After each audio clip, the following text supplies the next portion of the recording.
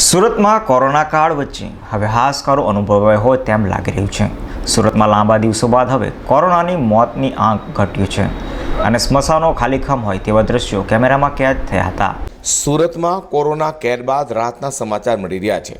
શહેરની જિલ્લામાં ધીમે ધીમે હાલ કોરોના કેસમાં ઘટાડો થઈ રહ્યો છે, જેને પગલે કોરોનાના દર્દીઓના મૃત્યુ દરમાં પણ ઘટાડો થયો છે।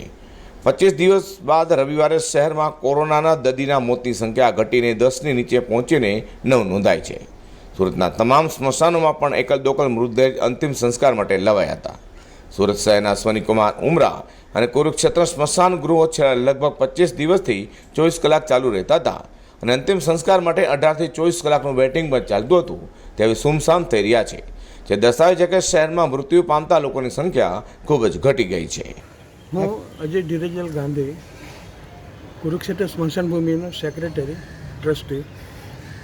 ગઈકાલે બપોર પછી સંસ્થા ઉપર એક પણ મરણ નોંધાયું નથી, એ જે બહુ રાહતની લાગણી છે। અને મારા જાણવા પ્રમાણે કોઈ પણ સ્મશાન ઉપર સુરતના બધે જ બિલકુલ બોડી નહીં આવી, એક રાહતની લાગણી થઈ, એક આનંદની લાગણી થઈ। કેવું અનુભવ હશે? તમારું શું મંતવ્ય છે? 3-4 સ્મશાન ભૂમિમાં એક બોડી નહીં આવવાનું, તમે શું અને કઈ રીતે મૂલો હશો? તંત્રની પણ છે તે કાળજી છે, લોકો પણ સજાગ થઈ ગયા છે અને પ્રભુની કૃપા પણ છે। જે બધું સંયુક્ત રીતે કામ થતાં મરણનું પ્રમાણ એકદમ ઘટી ગયું અને તે બધાને માટે રાહતનો શ્વાસ મળ્યો।